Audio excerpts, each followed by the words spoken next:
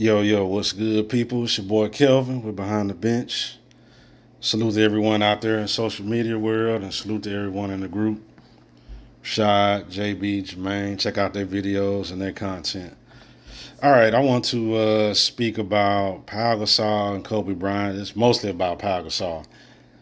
As we know, Pau Gasol got inducted to the Hall of Fame this past weekend, and there's been a lot of talk on social media about how great he is, how great he was, and how good he was, and So I want to just speak about how great he was. And there's been a lot of talk about him being one of the best big men during his era, top five big men. So a lot of people saying that, and I just want to speak on that real quick. So what I want to do first is I want to go through a list of different power forwards and centers that played during Pau Gasol's era, and then you make your own decision of where you think he rank among these big men that were, really good during his era. I'm gonna give you my opinion. All right, Tim Duncan, Dirk, Kevin Garnett, Shaq, Dwight Howard, Yao Ming. To me, those six names, Pau Gasol is not better than that. Yao Ming, he didn't have, his career got cut a little bit short because of the foot injuries, but Yao Ming was a better player than Pau Gasol. He was giving you like 24, 25 a night. Powell might have got a couple more rebounds, but he was a better player. 8-time All-Star, 5 times All-NBA. Better. Go to another list of names. Chris Webber, Amari Stoudemire, Jermaine O'Neal, LaMarcus Aldridge, Chris Bosh, Zach Randolph, Blake Griffin, Kevin Love. Now, to me, when Chris Webber was healthy, he was better. Now, that's debatable whether Powell was better because after 2003, Chris Webber started having the injuries and he started to decline. But 2002 and 2003, he was way better. Next, Amari Stoudemire. Amari was giving you over 25 a night. He was a better player. I know he had some knee issues one year, but he was a better player.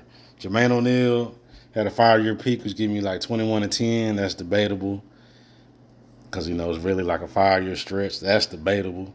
LaMarcus Aldridge, to me, was better. 7-time All-Star, 5 times All-NBA. Chris Bosh, to me, was better.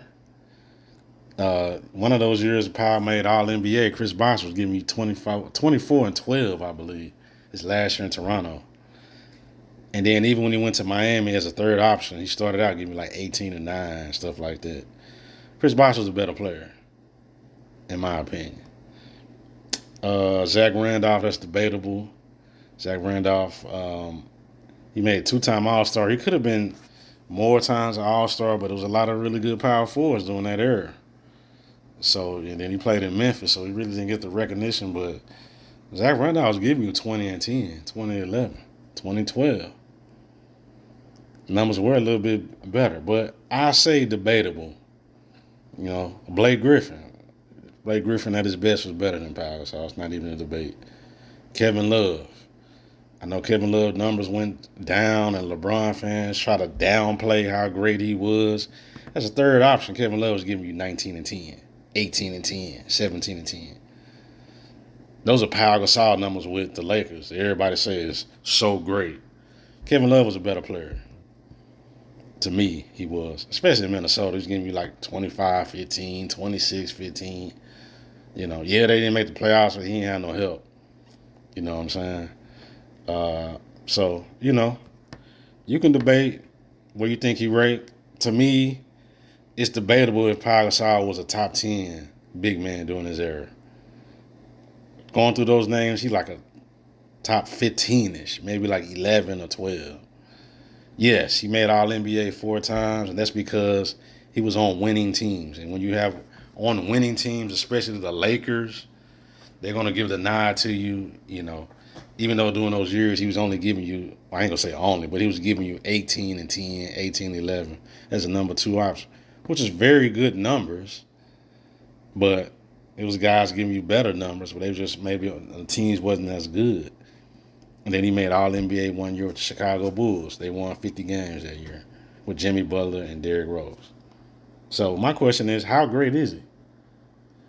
You know, when he was with Memphis, he got drafted by them.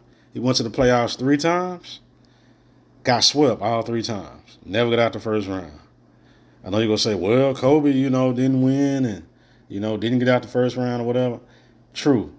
But Kobe was on some bad teams, and he at least won some playoff games. In '06 as heavy underdogs, they won 3 games. In 2007 as heavy underdogs their year, they at least got a game. Pau Gasol got swept 3 times. So yes, Pau Gasol was very necessary for Kobe. Kobe needed a dependable second option. Excuse me. But Pau Gasol also needed Kobe. You heard what he said at the Hall of Fame. He said, I wouldn't have ended up being the player that I was without Kobe. That's because he needed Kobe. He needed the toughness that in Kobe instilled in him. He needed to learn how to win. He had never won before. Kobe had already had 3 titles and 1 playoff series. He learned that from Kobe. He needed the lessons and teachings that Kobe instilled in him, and they worked together and they won together. But even with that, Kobe was still the best player. He was the leader. He was the alpha on the team. They was necessary for each other. But Pau would not have been the player he was without Kobe. People need to stop disrespecting Kobe. You know what I mean? Kobe was a great player, a great leader.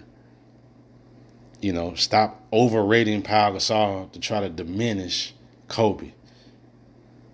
In my opinion, and I've been very vocal about this to the guys in the group and other, my friends and stuff like that.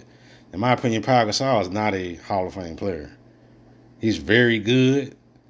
A 6-time All-Star, 4-time All-NBA is not Hall of Fame worthy, in my opinion. That's just my opinion.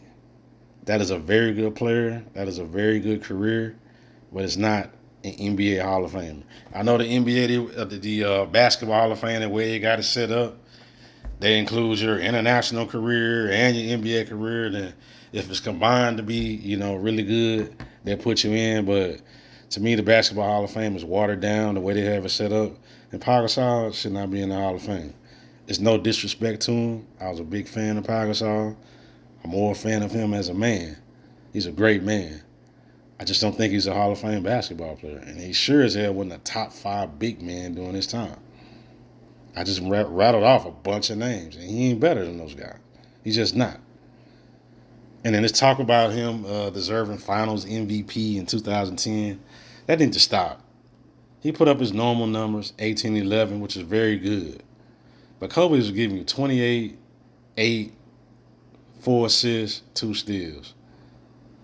And all this talk about Game 7, well, Pau Gasol saved Game 7. Pau Gasol played a very good Game 7. He got you 19 points, 18 boards.